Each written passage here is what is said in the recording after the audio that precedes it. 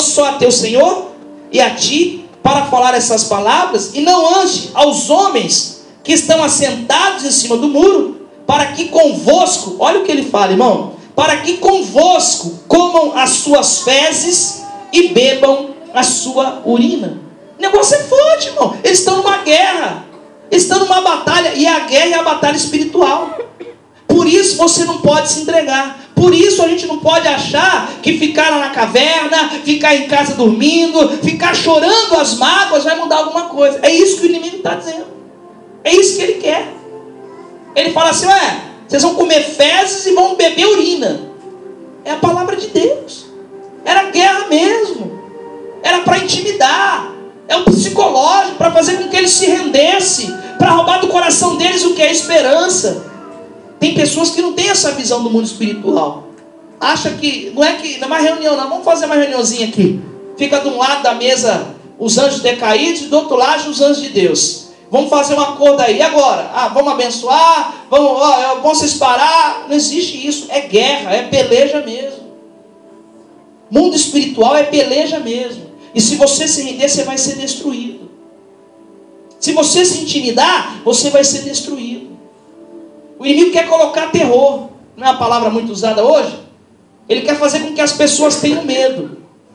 Uma vez eu fui orar por uma mulher, lá no Barro Branco. A gente foi fazer um culto numa casa onde o homem tinha tacado fogo na casa. Olha só, deu uma loucura no homem lá, ele tacou fogo na casa, quase matou todo mundo. E a gente foi levar a palavra de Deus lá. E tinha muitas pessoas nesse culto. E a irmã começou a falar, pastor, ora por mim que eu estou com uns problemas. Eu falei assim, amém. Amém, irmão, vamos orar aqui. Eu orei e disse assim, a irmã tem que repreender o mal. Tem que mandar o mal embora da casa, da família. A irmã tem que abrir a boca e repreender o mal. Eu? Você está louco a mexer com o capeta? Eu falei assim, irmã, aquilo para mim foi um absurdo. Ela falou, eu repreender o mal? Não quero mexer com isso não. Imagine se ela não está, como o inimigo quer. Com medo, sem esperança e sem resistência nenhuma. Ou seja, não mexendo comigo tá bom. Pode me escravizar na miséria, na doença. Pode me escravizar no mundo. Você não me atacando tá bom. Eu te dou meu ouro, minha prata. Mas não mexe com nós. Como se isso fosse capaz. Como se isso pudesse acontecer.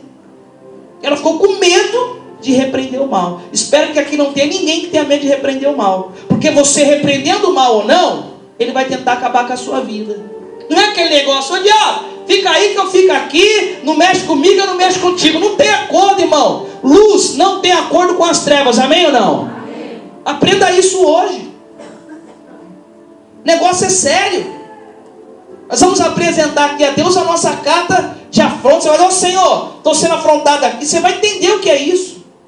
Para você escrever algo que realmente vai tocar o coração de Deus.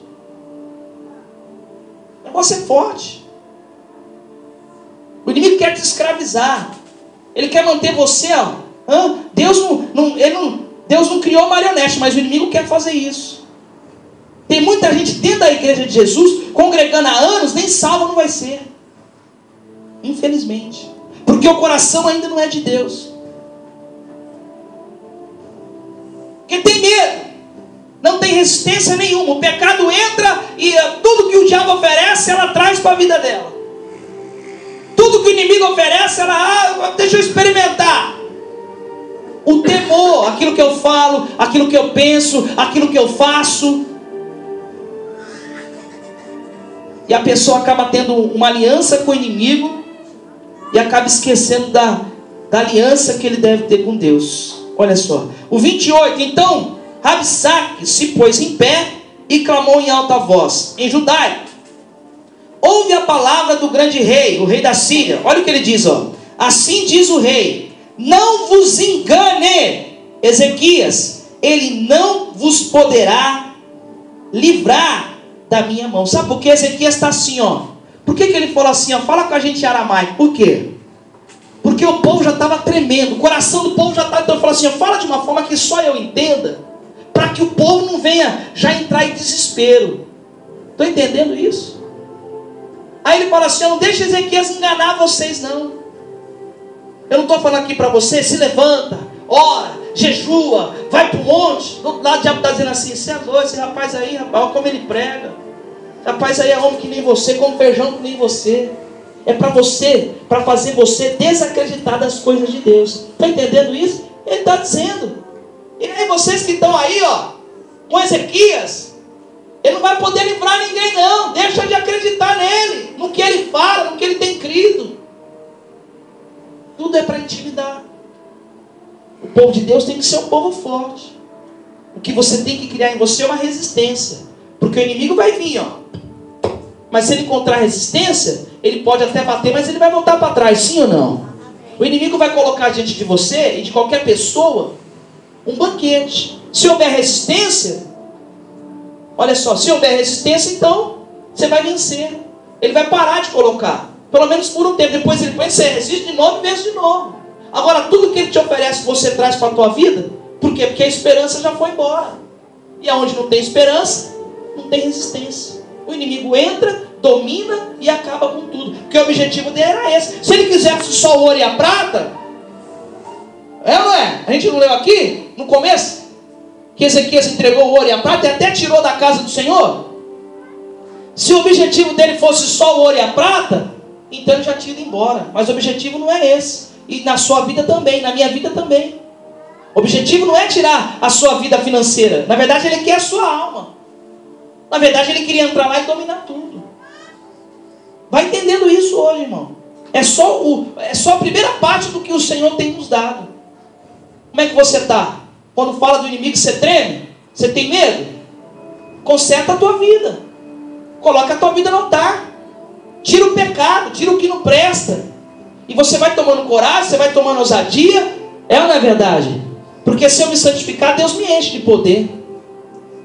Então aí eu vou ter autoridade sobre o mal. Aí eu vou ter autoridade sobre o inimigo. Aí, em vez de eu ter medo dele, ele é que vai ter medo de mim. Sai correndo, por quê? Porque está vindo um crente aí que ora, que jejua, que se santifica. Não é um crente meia boca. Está dando glória da igreja, mas a vida lá fora é uma vida suja de pecado. Crente meia boca. Está cheio por aí. Agora, como que eu posso repreender o mal na minha vida se eu não busco a santidade? É isso. Estou entendendo ou não? Olha o que ele diz aqui claramente. Ele não vos poderá livrar da minha mão. O 30. Tampouco vos faça Ezequias confiar no Senhor, dizendo: certamente nos livrará o Senhor, e esta cidade não será entregue nas mãos do rei da Síria. Olha o que o inimigo está dizendo. Não deixe ele fazer você crer no Senhor, não. Você acha que o inimigo não ataca a gente? Por que o inimigo ataca os pregadores, a pessoa que... Porque ele está dizendo isso, ó, tem que calar a boca desse homem, porque senão eles vão crer no Senhor. E cada pessoa que crê no Senhor é um inimigo que se levanta contra o inferno. Amém ou não, igreja? Que interessante. Está dizendo assim, não deixa ele fazer vocês acreditar, não. O mal quer que você saia daqui, sabe como? Minha vida não tem jeito, não. A vida é azarada. Ou não era assim que a gente pensava antes de conhecer Jesus? A gente se conformava. Tudo que acontecia, você podia até ficar revoltado. Seria uma pessoa revoltada, uma pessoa nervosa, brava, violenta. Mas de qualquer forma você ia se adaptando ao que o mundo é hoje. Nada mais é as pessoas lá fora, pessoas adaptadas ao que o mundo trouxe para a vida delas. Agora, quando a pessoa começa a conhecer a palavra, fala: não, peraí, então quer dizer que eu posso ter paz? Ela vai buscar paz. Quer dizer então que a minha família pode ser abençoada? Então eu vou buscar isso. Entendeu? Ou seja, ela conhece o Senhor, então a esperança ressurge. E aonde há esperança, há resistência. Amém ou não? E perseverança, e vontade de viver o que o Senhor está falando. Olha que interessante isso. Quando você for apresentar a sua carta, você vai saber o porquê. A sua fé não vai ser uma fé cega. Está aqui as minhas afrontas e amém. Não. Você vai falar assim: agora eu entendo o porquê eu estou escrevendo aqui nesse pedaço de papel as minhas afrontas. E agora eu sei a quem eu vou apresentar. Amém? Fica muito mais fácil de crer no nosso coração. Olha só, o inimigo vai tentando de diversas maneiras, né? Ele tenta intimidar, o psicológico, como eu citei. É ou não é verdade? É ou não é verdade? Mas olha que interessante. Se a pessoa se manter esperançosa e criar uma resistência, o inimigo vai mudando os seus ataques. Isso aqui é muito forte. Ele vai mudando os seus ataques. Olha que interessante. Até o ponto de querer fazer conosco uma aliança. Olha que interessante isso aí, irmão. Olha, vamos ler o 31. Não deis ouvidos a Ezequias. Assim diz o rei da Síria. Olha o que ele está dizendo, ó. Fazer o quê? As pazes comigo. E vinde a mim. E coma cada um da sua vide e da sua figueira. E beba cada um a água da sua cisterna. Olha só, então o inimigo viu que Ezequias estava decidido. Estava decidido. Ele ia resistir, amém? Aos ataques do mal, né? Tentou intimidar, não conseguiu. Usou o psicológico, não conseguiu. Mostrou que era mais forte, não conseguiu. Ela falou, quer saber? A gente precisa ganhar ele. Vamos chamar ele para fazer o quê? As pazes. Vamos formar com ele uma aliança com o mal. Uma aliança com o inimigo. Olha o que ele está dizendo aqui. É a Bíblia que ele está dizendo. O que eu vou falar aqui é muito forte. E eu sei que vai ficar lá no YouTube para você ver depois. Tem muitas pessoas dentro da igreja, crentes, que têm aliança com o inimigo. Como assim aliança com o inimigo? A maneira que prega, que ensina, a maneira que se comporta, aquilo que tem feito aos olhos de Deus. O inimigo faz o seguinte: já que eu não consigo tirar do teu coração que Jesus é o Senhor, faz comigo uma aliança. Vem comer comigo, vem se assentar à minha mesa. Ele está convidando Ezequias para isso. Eu vou deixar você aí, vou deixar você caminhar, mas você tem uma aliança comigo, hein? No dia do juízo, não se esqueça que você tem uma aliança comigo. Não se esqueça que você passou o resto da sua vida dentro de uma igreja, mas você não obedecia a Deus, você não temia a Deus, você não se santificou. Eu vou ler de novo para ficar registrado. Não deis ouvidos a Ezequias. Assim diz o rei da Síria: fazei as pazes comigo, e vinde a mim e coma cada um da sua vide e da sua figueira, e beba cada um a água da sua cisterna, até que eu venha e vos leve para uma terra como a vossa, terra de trigo e de cereal, terra de pão e de vinhas, terra de oliveiras e azeite de mel. Escolhei a vida e não a morte. Não deis ouvidos a Ezequias, pois vos engana, dizendo o Senhor o quê? Os livrará. Olha o inimigo como ele é astuto. Como ele viu que não conseguia roubar a fé dele, não conseguia quebrar a resistência. Vamos fazer o seguinte: vamos ser amigos então. Vamos andar junto então. Veja, irmão, eu preciso tomar cuidado. Se a minha fé está em Deus, mas eu tenho com o mundo ainda uma aliança. Lembra da mulher de Ló? Quando eles saíram, quando o Senhor ordenou que eles saíssem, abandonassem a cidade de Sodoma e Gomorra, a cidade do pecado.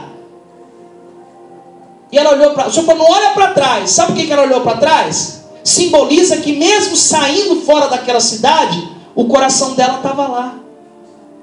Ela estava indo com a família embora. O Senhor falou, não olha para trás não, hein? Não olha para trás. Ela, virou estátua de sal. Mas o que significa? O coração dela estava lá na cidade. É forte o que eu vou dizer, mas é. Você está dentro da igreja, mas o teu coração está no mundo. Você frequenta os cultos, mas o teu coração está no mundo. Você tem que vencer isso hoje. Porque senão isso simboliza que você ainda tem uma aliança com o inimigo. Ele está dizendo, não, eu tenho... Não, o inimigo também tem. A gente não leu na Bíblia aí, ó. Olha aí, ó. Está pensando que o inimigo também não dá riqueza, não? Olha o que ele está dizendo aí, ó. Até que venha o 32, e vos leve para uma terra como a vossa, terra de trigo, de cereal, terra de pão e de vinha, terra de oliveiras, de azeite, de mel. Ele fala, vem comigo que você vai escolher a vida. Está entendendo isso? O inimigo também dá. A riqueza que nós buscamos aqui é que vem do Senhor, amém ou não? Amém. A prosperidade que nós temos aqui é que vem do Senhor, do trabalho, do esforço das tuas mãos, do seu estudo. Mas o inimigo também oferece. O inimigo também tem entregado a muitas pessoas, e as pessoas têm feito aliança com ele. E ele fala assim: ô povo, vem, vamos fazer aliança, porque se eu entrar aí eu vou matar todo mundo. O pânico de novo, querendo ganhar um povo no terror. Não é melhor você fazer as pazes com o inimigo para você não morrer? Ele está dizendo isso para eles. Se não houver uma resistência, então a pessoa acaba se entregando, irmão. Você precisa criar uma resistência dentro do seu coração. Jovens, homens, mulheres, tem que criar uma resistência. Pô, o mal está ali, e ele está oferecendo pão, mel, mas peraí, não, o final disso daí é fel. Ele é tão mentiroso que ele diz assim: ó, se você fizer as pazes comigo, você escolheu a vida. Você escolheu a vida. O inimigo desenha isso na mente da pessoa. Por isso que as pessoas que estão longe de Jesus, que não vivem a palavra de Deus, elas acreditam que são salvas. Ela fala: eu vou para o céu, como eu acreditava. Porque o inimigo fala isso para ela. O inimigo não fala: você, se você ficar no mundo, você não vai para o céu. Ele mente. Ele engana a pessoa. E a pessoa acaba mantendo aliança com ele. Só que o dia vai chegar, não é? E quem não tem aliança com Deus, irmão, vai ficar. Isso é fato, né? Não tem como mudar isso. Olha só como é as coisas de Deus. Amém ou não, igreja? Ele começa a falar das vitórias que ele teve. Olha aqui, ó, para você entender. O 33. Porventura os deuses das nações puderam livrar cada um a sua terra das mãos do rei da Síria? Que é feito dos deuses de Ramate e de Arpade? Que é feito dos deuses e Sefarvaim, Ena e Iva? Livraram a Samaria das minhas mãos. Sabe o que representa isso aqui? É o inimigo mostrando para você assim: ó, tá vendo lá, ó? Tá vendo lá o Caio Fábio? Era um homem de Deus, agora está pregando heresia. Era um homem que ensinava a Bíblia como ela é, mas agora ele está falando, está ensinando heresia. Descaradamente desviou. Mas está tão convicto da sua salvação, e é um homem tão sábio, só que agora ele está usando a sabedoria dele para o mal, e vai acabar convencendo milhões de pessoas. Ele está dizendo: cadê aqueles grandes pregadores? Está jogando na cara dele: está vendo esses homens aqui? Eles puderam livrar da minha mão? Eu não fui lá e não tomei deles? Aqueles grandes pregadores, eles já não estão pregando outra palavra, já não estão sendo usados pelo inimigo. Tudo isso para desviar a pessoa. Aí ele começa a mostrar para você a vida daquele crente. Olha que interessante isso. Olha que interessante. Um jovem, o qual o pai era um pastor, e o pai ficou doente. E o pai, pastor, fervoroso, homem de Deus, ganhou muitas almas. Mas o jovem viu que o pai era um homem que tinha muita necessidade financeira. Tinha muita necessidade financeira. E como ele estava doente, a situação ficou pior. E o jovem viu aquilo. Ele disse assim: eu não quero viver uma vida de miséria que nem essa. Aí o diabo ouviu e já soprou no ouvido dele: ah, é? Então o seu desejo é possuir? Já soprou no ouvido dele que ele não podia ser pastor, porque pastor, o final de pastor era aquele, era ser miserável. E o jovem desviou e a sua vida foi destruída, porque ele olhou para o pai dele e disse: eu não quero ser miserável. Ele não olhou por aquilo que o pai dele era espiritualmente, por aquilo que o pai dele tinha feito. Olha que interessante isso. O inimigo ouviu quando ele disse que queria possuir, queria ter. Fala: então eu vou te dar, e você vai dar para mim a sua alma. Eu preciso aprender isso. Tenho que criar uma resistência. Estou entendendo ou não? Então aqui o inimigo está jogando na cara de Ezequias, lembrando as pessoas que já tinham sido destruídas. Você não deve olhar para as pessoas que foram destruídas. Devemos olhar para as pessoas que prosseguiram, amém ou não? E que venceram. Porque muitos homens caíram, mas porque Deus não abençoou? Não. Escolha própria. Não houve uma resistência e se acabaram se entregando. Eu conheço um pastor que não tinha tido infância. Olha que interessante. E depois dos 40 e poucos anos, pastor de igreja, resolveu ser criança. Deus tem culpa disso? Não. Você na casa dele estava jogando videogame. Nunca joguei videogame, agora vou jogar videogame. Mas é pecado jogar videogame? Não. Só que ele ficava quase 7 horas jogando videogame, pastor. E depois ele queria jogar aquele joguinho. Ou seja, o que ele não viveu na infância, ele quis viver depois dos 40 anos. Ele falou, eu só vivi dentro de igreja, só vivi pregando a palavra, agora eu vou me divertir um pouco. Está errado, ele tinha que ter tido infância. É ou não é verdade? Agora Deus tem culpa? Se ele decidiu ser criança depois com 40 e poucos anos, não. Foi uma escolha dele. Foi uma escolha que ele teve. Por isso que eu tenho que olhar para as pessoas que venceram. Não para as pessoas que caíram ou tropeçaram. Porque Deus quer que você vença, amém ou não, queridos? Em nome de Jesus. Deixa eu completar aqui, ó. Olha que interessante, o 35. Quais entre todos os deuses das terras são os que livraram a sua terra das minhas mãos, para que o Senhor livre a Jerusalém das minhas mãos? O povo, porém, ficou calado. Aprenda isso aqui, ó. Como é que ficou o povo? Por que calado? Porque naquele momento o povo não podia falar nada. A situação era difícil. O Senhor tem falado tanto conosco que há uns 15 dias atrás eu entrei na minha casa falando isso, falando assim, gente, a situação agora é a gente o quê? Se calar. A situação é se calar, é não falar nada. É esperar a provisão que vem de quem? De Deus. O inimigo afrontando, o inimigo xingando, o inimigo ameaçando, o inimigo até oferecendo uma aliança, mas o povo quer? Calado. Você quer vencer? Aprenda isso. Tem momento que a gente tem que ficar o quê? Calado. Mas quem é que cala, né? Ainda mais o crente. É muito difícil o crente se calar, né? Ele diz, meu pai é poderoso, e ele usa isso, e ele... não é verdade? Mas a Bíblia fala que eles ficaram o quê? Calados. Orientação do próprio rei. Não digam nada.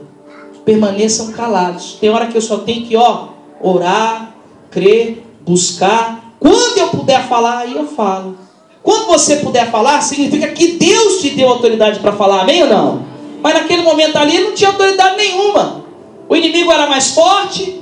Se Deus não colocasse a mão, eles seriam destruídos. Então aprenda isso. Tem momento que você tem que se calar. Fala, não vou falar nada, eu não estou em condições de falar nada hoje.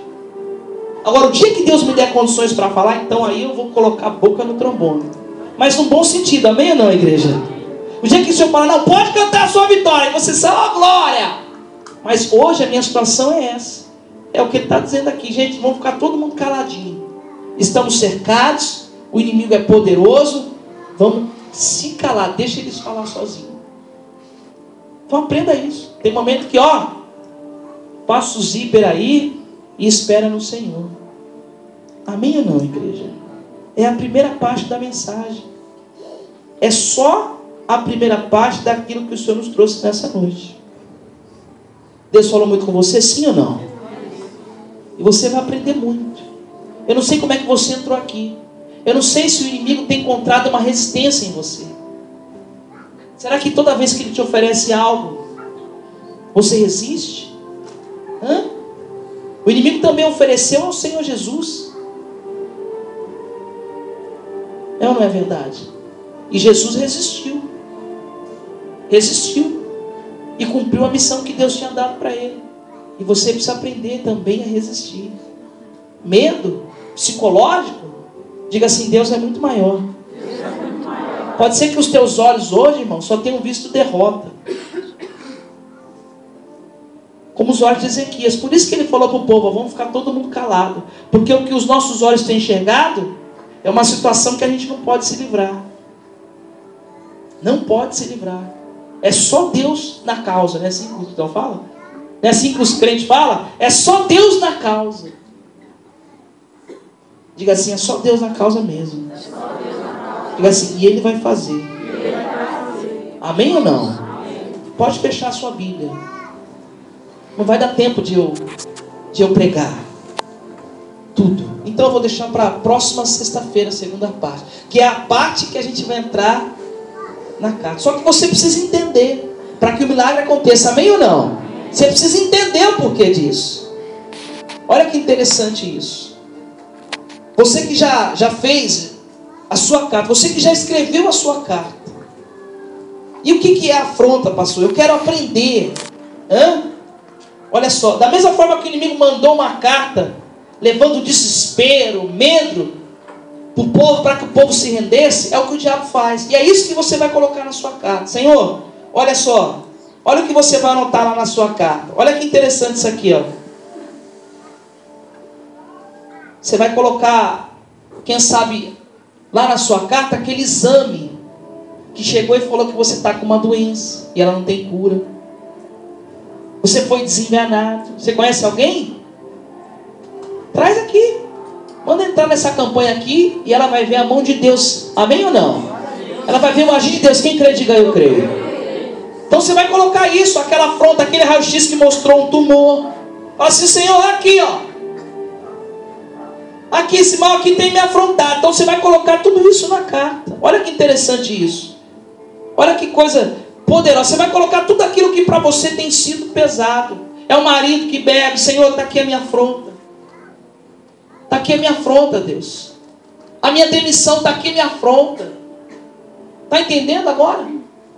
Então quando você que já escreveu, se você quiser, vai ficar com você começar a colocar, espera aí, é verdade, chegou aqui uma carta, uma palavra, uma notícia ruim, e eu vou colocar na carta, eu vou mostrar para Deus, Senhor, olha aqui, ó, quem sabe a carta do divórcio, coloca lá, para o Senhor, vou anotar aqui, peraí, divórcio não é de Deus não, ninguém casa para separar,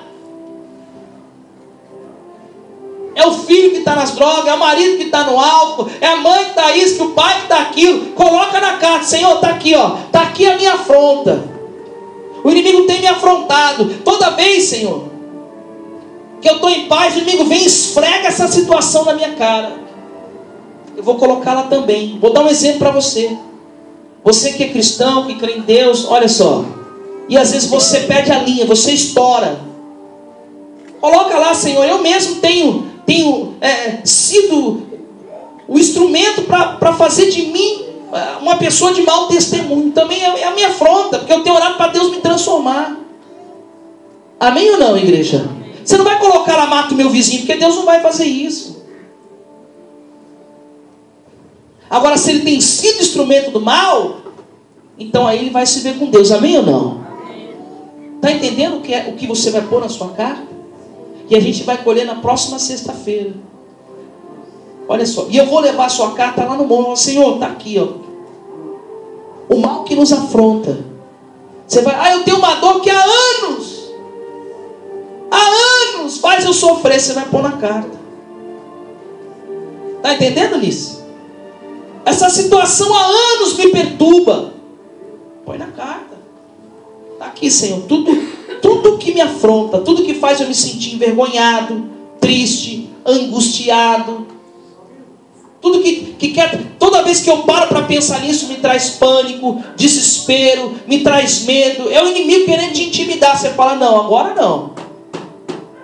Você não mandou a notícia ruim, agora eu vou mostrar para o meu Deus, eu vou apresentar para o meu Deus.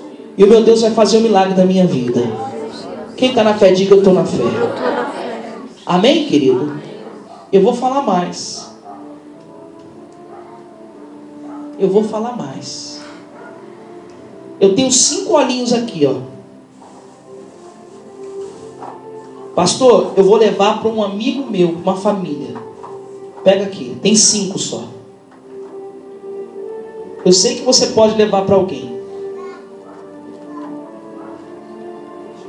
Pode dar para o povo aí. Pode dar. Levanta a mão quem quer. Você vai explicar para a pessoa. Amém? Você vai explicar para ela. E ela vai ser abençoada.